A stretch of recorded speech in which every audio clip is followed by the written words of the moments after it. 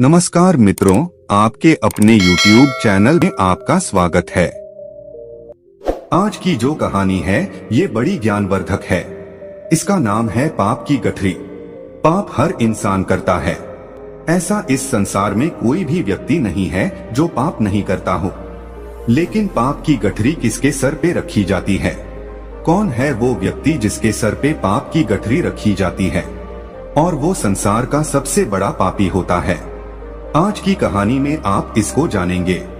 आज की जो कहानी है बड़ी पावन और पवित्र कहानी है। ऐसा कहा जाता है कि इस कहानी को जो इंसान ध्यान लगाकर और मन से सुनता है उसके जीवन से समस्त प्रकार के पाप दोष नष्ट हो जाते हैं। उसके जीवन में चाहे उस व्यक्ति ने कितने भी पाप किए हों, कितने भी बुरे कर्म किए हों, उन सभी से उसको मुक्ति मिल जाती है और वो निर्दोष निरपापी हो जाता है। कहा जाता है कि जिस तरीके से गंगा में नहाने से पाप दोष नष्ट होते हैं, उसी तरीके से इस कहानी को ध्यान मग्न होकर सुनने से, चित्त मगन होकर सुनने से सभी पापों से मुक्ति मिल जाती है। जाने अनजाने में पाप हर व्यक्ति करता है। इस संसार में ऐसा कोई व्यक्ति नहीं है जो पाप नहीं करता हो। हम ना चाहते हुए भी हमसे पाप हो जाता है और हमें पता ही नहीं चलता कि हम किस पाप के भागीदारी बन जाते हैं। कहानी शुरू करने से पहले जो लोग हमसे नए जुड़े हैं वो हमारे चैनल को सब्सक्राइब करें। एक समय की बात है कि कदली वन में एक मोर और मोरनी रहते थे। उनका जीवन बड़ा सुखमयी था। दोनों पति पत्नी अपना जीवन सुखी गुजार रहे थे। उनके जीवन में कभी कोई संकट नहीं आया था। वो दोनों कभी ये जानते नहीं थे कि दुख होता क्या है, संकट होता क्या है, इस बारे में दोनों को भान भी नहीं था। उनका जीवन बड़ा सुखमयी था। लेकिन कहते हैं ना कि सुख के बाद हमेशा दुख आता है। कुछ ऐसा ही मोर मोरनी के साथ होने वाला है। एक दिन की बात है कि आसमान में काले काले बादल मंडराने लगते हैं और पूर्व दिशा से जोरदार तूफान उड़ता हुआ आता है। जोरदार बवंडर आता हुआ दिखाई देता है। तब मोर और मोरनी उड़कर एक वट वृक्ष में जाके बैठ जाते हैं। वो वट वृक्ष काफी गहरा वट वृक्ष था। उस वट वृक्ष में काफी सारे जीव जंतु रहते थे। काफी सारे पक्षियों के घोंसले थे। काफी सारे पक्षियों के छोटे छोटे बच्चे थे। काफी सारे पक्षियों के अंडे रखे हुए थे। उस वट वृक्ष में मोर और मोरनी दोनों जाके बैठ जाते हैं और वट वृक्ष को अपने पैरों से मजबूत पकड़ लेते हैं। जब पूर्व दिशा से जोरदार बवंडर आता है तो वट वृक्ष को झकझोर के रख देता है। तूफान की वजह से उस वट वृक्ष में से काफी सारे पक्षियों के अंडे नीचे गिरकर फूट जाते हैं। उन काफी सारे पक्षियों के छोटे बच्चे घोंसले से नीचे गिर के मर जाते हैं। काफी सारे उड़ने वाले पक्षी भी तूफान की वजह से खत्म हो जाते हैं और भी अन्य कई जीव जंतु मारे जाते हैं। इतना तगड़ा वो तूफान आया था। जब तूफान खत्म हो जाता है, तूफान थम जाता है, तूफान रुक जाता है, तब मोर और मोरनी भी चैन की सांस लेते हैं और नीचे जमीन पर उतर कर देखते हैं कि काफी सारे पशु पक्षी जीव जंतु मरे हुए पड़े हैं। काफी सारे छोटे छोटे बच्चे भी मरे हुए पड़े हुए हैं। ये देखकर मोरनी बड़ी दुखी होती है और मोरनी की आंखों से आंसुओं की धारा बहने लगती है। मोरनी मोर से कहती है कि पिया जी, आज हमसे बड़ा भारी पाप हुआ है और हम बड़े भारी पाप के भागीदारी बन गए हैं, क्योंकि हमारे रहते हुए इतने सारे पक्षी, इतने सारे पक्षियों के अंडे और पास में इतने सारे जीव जंतु मरे पड़े हैं। हमारे रहते हुए इतने सारे जीव जंतु मर चुके हैं, इसलिए ये सारा पाप तो हमें लगेगा। यही सोचकर मोरनी बड़ी दुखी होती है। मोर मोरनी को काफी समझाने की कोशिश करता है, लेकिन मोरनी को एक भी बात समझ में नहीं आती है। मोर कहता है कि हम पाप के भागीदारी नहीं है, कि पाप का भागीदारी वो है जो ये बवंडर को लेके आया है और इस बवंडर की वजह से काफी सारे जीव जंतु मर चुके हैं, इसलिए हम पाप के भागीदारी नहीं हैं। लेकिन मोरनी मोर की बात को सुनने के लिए राजी नहीं थी, तो मोर मोरनी को एक ऐसे सुनसान स्थान पर ले जाता है और मोरनी से कहता है कि मोरनी, मैं तुम्हें एक कहानी सुनाने जा रहा हूँ। इस कहानी को तुम ध्यान से सुनिएगा और इस कहानी के माध्यम से तुम्हें ये पता चलेगा कि सबसे बड़ा पाप का भागीदारी कौन होता है। तब मोर मोरनी को कहानी सुनाता है और मोरनी बड़े ध्यान से चित्त मगन होकर उस कहानी को सुनती है। मोर कहता है कि एक नगर में एक राजा रहता था। वह राजा बड़ा दयालु प्रवृत्ति का था। तो राजा विचार करता है कि मैं रोज 100 अंधे लोगों को खीर का भोजन खिलाया करूंगा। अब राजा यह निर्णय लेता है कि मैं रोज 100 अंधे लोगों को खीर का भोजन खिलाया करूंगा। वो राजा 100 अंधे लोगों को खीर खिलाता था। अब उसको काफी दिन निकल जाते हैं। काफी समय से वो अंधे लोगों को खीर खिलाता रहता है। लेकिन एक दिन की बात है कि जिस दूध से वो राजा खीर बनवाया करता था, उस खीर में एक सांप जाता है और सांप उस दूध में मुंह दे करके उसमें जहर उगल देता है। इस घटना का किसी को पता नहीं था कि दूध में सांप ने जहर मिला दिया है। फिर उस दूध की खीर बनाई जाती है और खीर बनाने के बाद उन 100 अंधे लोगों को खिला दी जाती है। जैसे ही वो 100 लोग खीर खाते हैं तो उनकी मृत्यु हो जाती है, वो लोग खत्म हो जाते हैं। जब राजा को ये पता चलता है कि जिन अंधे लोगों को राजा खीर खिलाया करता था, उन लोगों की खीर खाने से मृत्यु हो गई है, तो राजा बड़ा दुखी होता है। वो राजा ये आदेश देता है कि सबकी जांच की जाए, इन खीर खाने वाले अंधे लोगों की मृत्यु कैसे हुई है।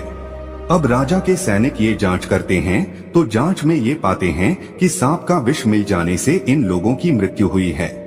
अब राजा ये आदेश देता है कि सांप का जहर मिलाने वाला कौन है। फिर से राजा के सैनिक जांच पड़ताल करते हैं और जांच पड़ताल में यह पाते हैं कि किसी ने भी जहर नहीं मिलाया है। उस जांच पड़ताल में ये पाते हैं कि किसी भी मनुष्य ने, किसी भी व्यक्ति ने खीर में जहर नहीं मिलाया है। उनको ये पता चलता है कि कोई काला सर्प यहाँ पर आया था और उसने इस दूध के अंदर जहर मिला दिया है। उसके बाद राजा बड़ा दुखी होता है और राजा सोचने लगता है कि इन 100 लोगों की हत्या का पाप मुझे लगेगा। मैं ही सबसे पाप का भागीदारी हूँ, क्योंकि मैं ही इन अंधे 100 लोगों को खीर का भोजन खिलाया करता था। लेकिन अब इन लोगों की खीर खाने से मृत्यु हो गई है, इसलिए मैं बड़े पाप का भागीदारी हूँ। ये सोचकर राजा अपने राजपाट को त्याग देता है और सोचने लगता है कि क्यों न मैं किसी जंगल में जाके और भगवान की भक्ति करूं, अपने इन पाप का प्रायश्चित करूं। यही सोचकर राजा राजपाट को छोड़कर और भगवान की भक्ति करने के लिए अपने राज्य से रवाना हो जाता है। राजा दिन भर चलता है, काफी दूर निकल जाता है, काफी दूर पहुंच जाता है। अब राजा को संध्या काल का समय हो जाता है। तब राजा एक नगर में जाता है और नगर के चौपाल पर काफी सारे लोग बैठे हुए थे।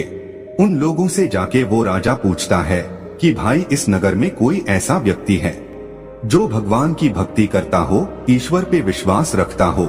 यदि ऐसा कोई इस नगर में व्यक्ति है तो आप मुझे बताइए, क्योंकि मैं ऐसे लोगों के घर ही जाके रुकूंगा जो भगवान में विश्वास रखते हो और भगवान के भक्त हो। तब चौपाल में बैठे हुए लोग कहते हैं कि मुसाफिर, हमारे इस नगर में सिर्फ एक ही घर ऐसा है जहां एक बहन और एक भाई रहता है। दोनों बहन भाई रहते हैं। वो लोग भगवान के बड़े भक्त हैं और भगवान पे बड़ा विश्वास रखते हैं। हमारे पूरे नगर में वही एक घर है। चौपाल में बैठने वाले लोग उस राजा को उन बहन भाइयों के मकान का पता बता देते हैं और वो राजा उनके घर भी चला जाता है और उन बहन भाई के घर पे जाके वो राजा रात्रि ठहरने का निवेदन करता है। दोनों बहन भाई राजा से कहते हैं कि मुसाफिर, हम भी भगवान के भक्त हैं, आप भी भगवान के भक्त हो, बिल्कुल आप हमारे घर रुक सकते हैं।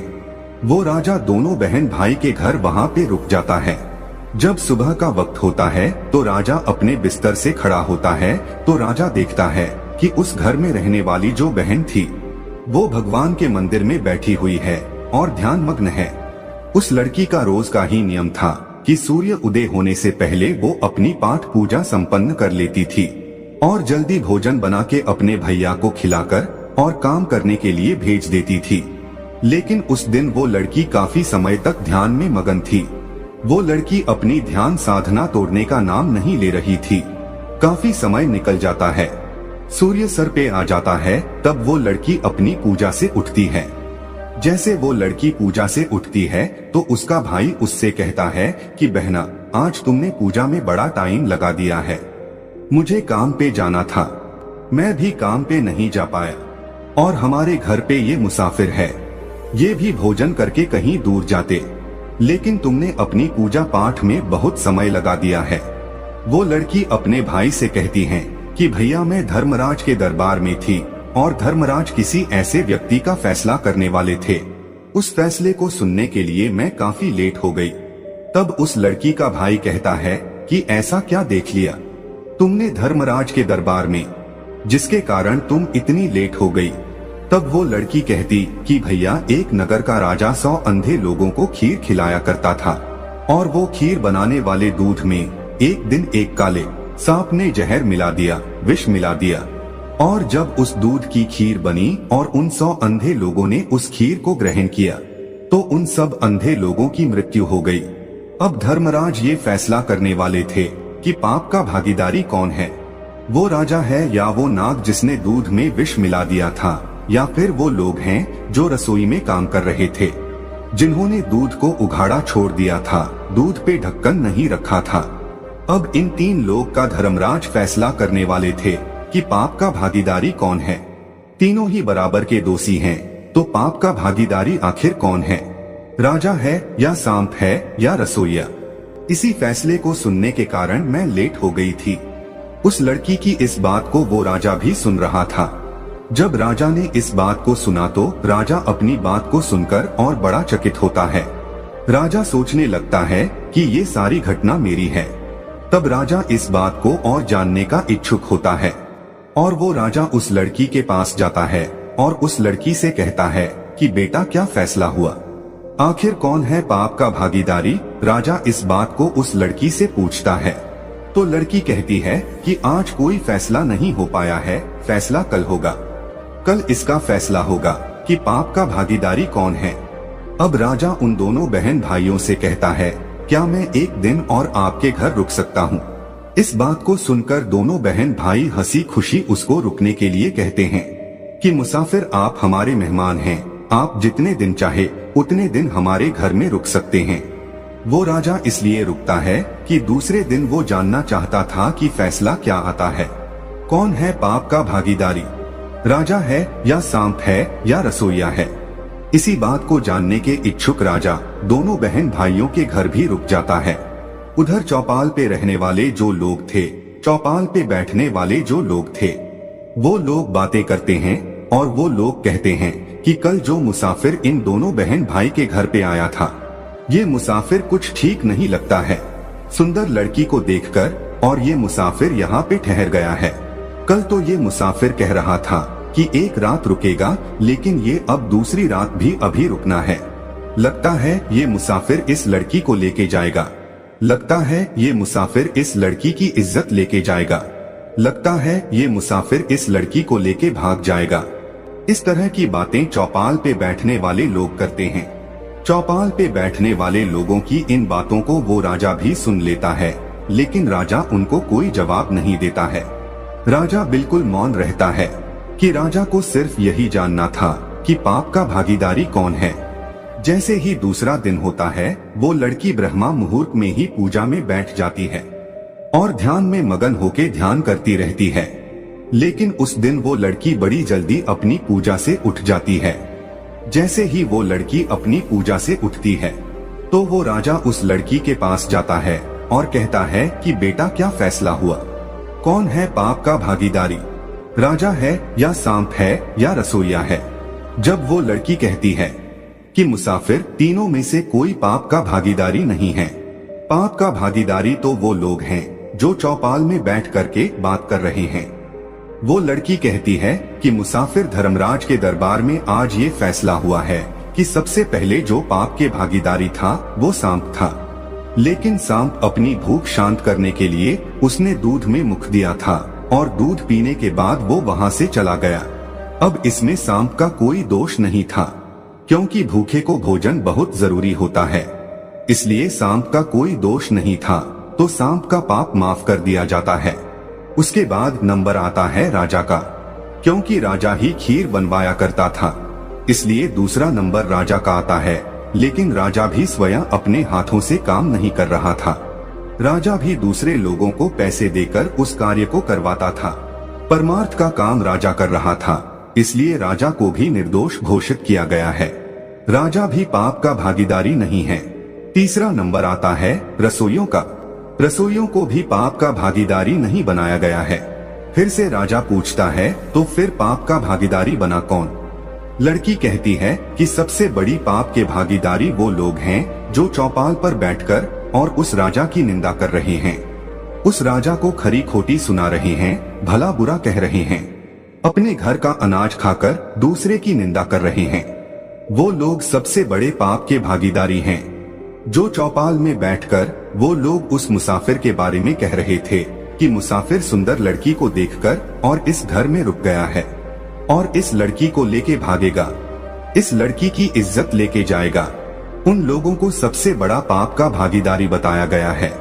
मोर मोरनी से इस बात को कह रहा है और मोरनी बड़े ध्यान से सुन रही है। मोर मोरनी से कहता है कि मोरनी, सबसे बड़े पाप के भागीदारी वो लोग होते हैं जो एक दूसरे की निंदा करते हैं, वही होते हैं सबसे बड़े पाप के भागीदारी। उन लोगों के सर पे पाप की गठरी को रखी जाती है। जो लोग एक दूसरे की निंदा करते हैं उन लोगों के सर पे पाप का बोझा धरा जाता है। जो लोग एक दूसरे की तेरी मेरी करते हैं, मोरनी के मोर की ये बात समझ में आ जाती है और मोरनी अपने दिल को संतुष्ट करती है। मोरनी सोचने लगती है कि अब हम पाप के भागीदारी नहीं हैं। पाप के भागीदार तो वो हैं जो निंदा करते हैं। अब मोरनी अपने दिल को संतुष्ट कर लेती है। मोर मोरनी से कहता है कि प्रिय, कि संसार में जो इंसान सुखी रहना चाहता है वो कभी भी किसी की निंदा ना करे। जो लोग निंदा करते हैं वो पाप के भागीदारी हो जाते हैं। उन लोगों के पाप के भागीदारी वो लोग बन जाते हैं जो निंदा करते हैं।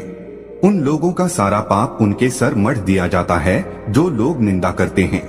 जो लोग दूसरे की खुशी को देखकर दुखी हो जाते हैं और फिर उनकी निंदा करने लगते हैं, उन्हें हमेशा नीचा दिखाने की कोशिश करते हैं, वही लोग सबसे बड़े पाप के भागीदारी होते हैं।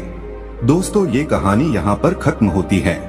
हम आशा करते हैं कि आप लोग कभी भी किसी की निंदा नहीं करेंगे और पाप के भागीदारी बनने से सदा बचे रहेंगे। तो दोस्तों, यह कहानी आपको कैसी लगी हमें कमेंट सेक्शन में जरूर बताना और अच्छी लगी हो तो इस चैनल को सब्सक्राइब जरूर कर लेना।